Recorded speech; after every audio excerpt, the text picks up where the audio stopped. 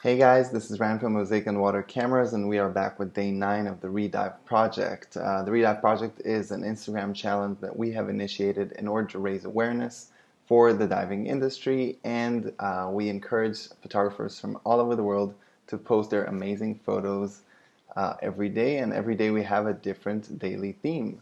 So just like every day, I will be giving you my own personal tips on how to shoot better photos of the daily subject. In the end, all of these tips will be united into one ultimate guide to shooting marine life, which will be available on our blog at Mozaik UW Cameras. So today's theme is seahorses. Oh my God, everybody loves seahorses, right?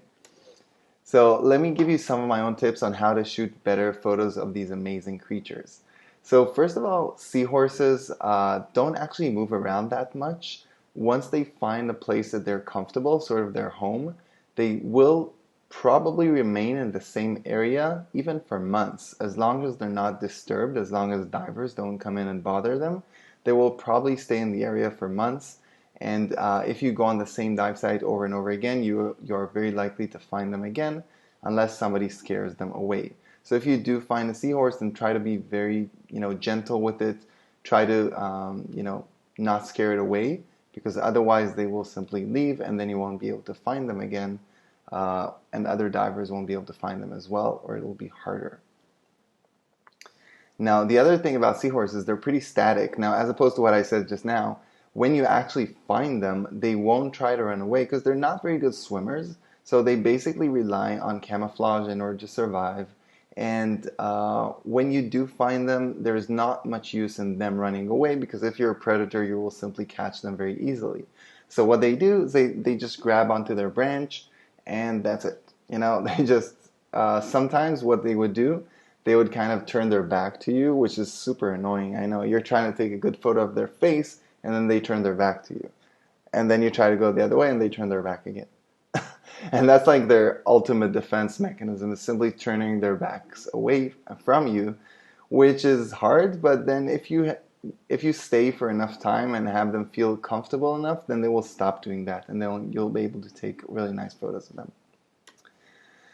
All right, so pygmy seahorses. Pygmy seahorses are like the holy grail of seahorses, and they are incredible, tiny, tiny creatures. They can be the size of a grain of rice, and they are only found in a specific type of Gorgonian sea fan, where you will likely find, one or two if you look very closely. It is very, very difficult to shoot them. They are literally a focusing nightmare, and it's hard enough that they're that small. They also sometimes turn their backs to you, just like the other seahorses, and they would jump around from branch to branch, and simply finding them, because they're so similar to the sea fan that they're actually sitting on, that it's literally almost impossible to find them. And the trick is, you just have to be very, very patient, and you have to stay with them for a long time, and you have to make sure that you're comfortable when you're shooting them. You're not kind of, flailing in the current or something like that. And yeah, it's just a matter of trial and error until you manage to find a seahorse that is a pygmy seahorse that is easy enough in a good position to focus on. Seahorses look amazing in backlight. I love shooting photos with a really nice backlight. So what I would do, I actually go on a dive and I take one strobe and one video light, and then the video light I can also detach and put him behind the subject. So seahorses are great for that for two reasons. First of all, they don't move that much, just like we said before, and they will also usually they will have really nice texture. If it's a spiny seahorse, they will have really nice texture that once you use a backlight to light it up, it looks really good. So in this photo specifically, I used the Kraken 2500 macro, which has a really nice pink light. And I love using pink light as a background. It looks really great. And all I did was put the pink light in the background, and I added some strobe light from the front so that I can see a little bit of the lighting on his face.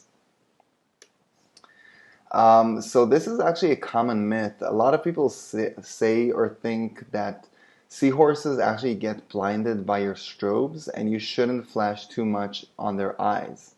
Now, I definitely, because I love marine life and I totally respect that, I actually went to look into that.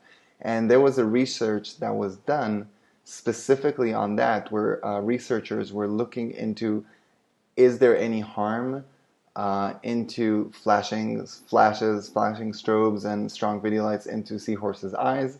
And they actually discovered that there's no effect. There's actually, if is any effect, it's negligible. So it's completely okay. Of course, don't bother them too much because they're still, marine life. And if you see that they're being annoyed, then simply swim away and find a different subject. But there is no harm in actually flashing them in their eyes.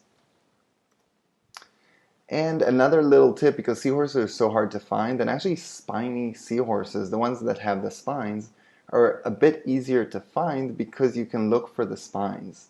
It's something that I've found when I'm looking for seahorses. I'm going through the muck and looking at the grassy bottom. Then usually if you look for the spines and you're really like trying to spot them in the seagrass, it's going to be a little bit easier. It's still not easy, but it's going to be a little bit easier to find the seahorses when that's what you're looking for. Yeah, and that concludes our tips for today.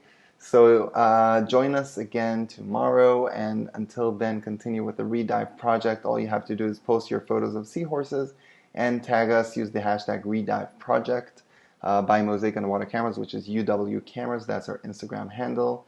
And I will see you again tomorrow.